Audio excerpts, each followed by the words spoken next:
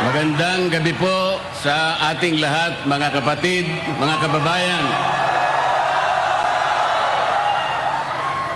Okay pa po ba kayong lahat? Kayang-kaya pa po ba? Alam po ninyo, ang isang malayang pagpapahayag at maramihang pagtitipon, kagaya ng ating ginagawa ngayong gabi, ay kapwa karapatan na pinoproteksyonan ng ating saligang batas. Ang layunin ay naihayag na po ng nakaraang nakapagsalita sa atin. Tatlong bagay po ang ating hinahanap: ang transparency, accountability, at justice. Transparency. Sa konteksto po ng ginagawa na pag-uusisa at pag-iimbestiga sa mga anomalyang paglalatag ng flood control project sa ating bansa, ito ay dapat lantad, bukas, katanggap-tanggap at makatotohanan. Hindi kagaya ng nakikita natin ngayon. Ako po ay magbibigay sa inyo ng mga ilang halimbawa. Halimbawa, nung ako po ay chairman pa ng Blue Ribbon Committee,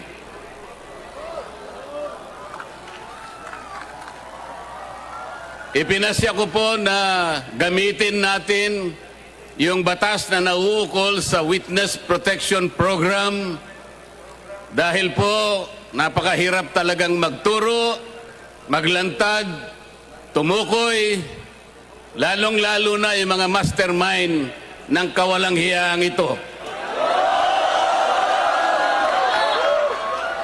Meron pong nagkusa, kahit alam nilang mahirap at magsasakripisyo sila, sapagkat manganganib ang kanilang buhay, pati na ang kanilang pamilya.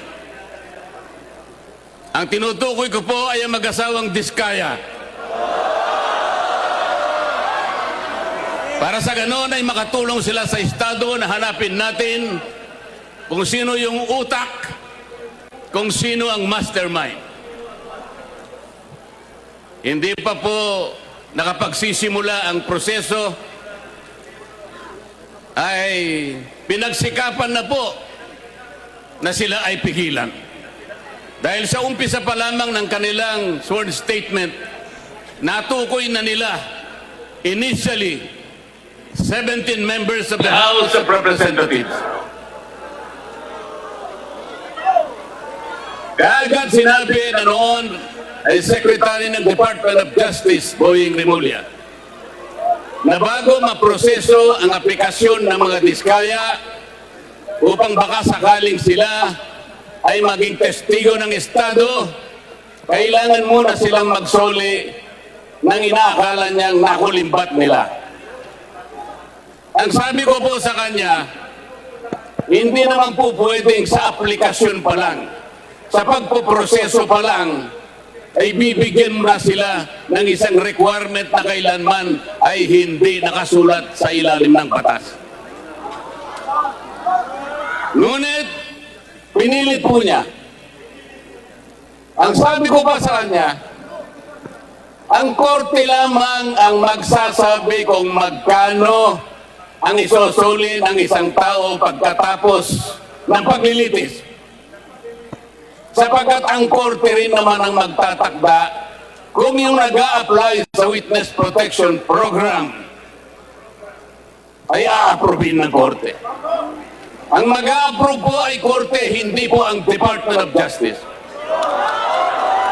Ngunit dahil ayaw po nila, natatakot sila na baka sakaling magsalita pa ang mga Diskaya, hanggang ngayon ay hindi nila pinapayagang ang proseso para sila ay makapag-apply.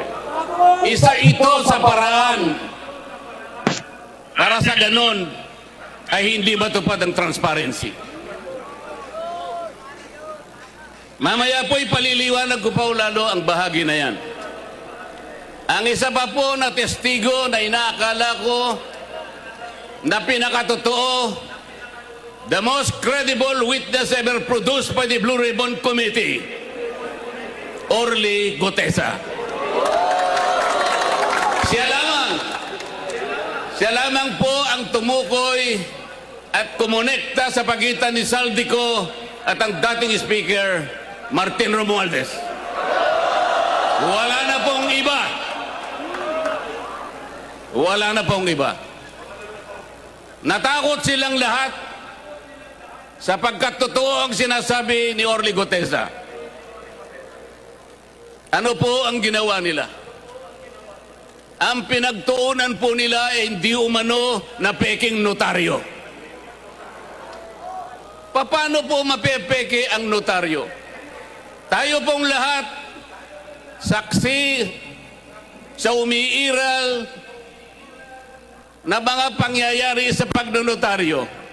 Pumunta kayo sa malapit na City Hall, makikita nyo ang nakalinyang mga notary publics. Meron po bang nagpapanotaryo sa inyo na bago siya umalis, ay babalikan niya kung sino man yung notaryo at itatanong niya, Sir, Madam, pasensya na po, ngunit gusto ko lang matiyak kung kayo po talaga ang pumirma sa dokumentong ito. Meron po bang gumagawa noon? Yun po ang kanilang ginagamit na dahilan para ilihis. Para sa ganon makaiwas sa tunay na tinutumbok ng kanyang mga testimonies. Ganito po ang ginagawa nila para sa ganon ay sagkaan ang transparency.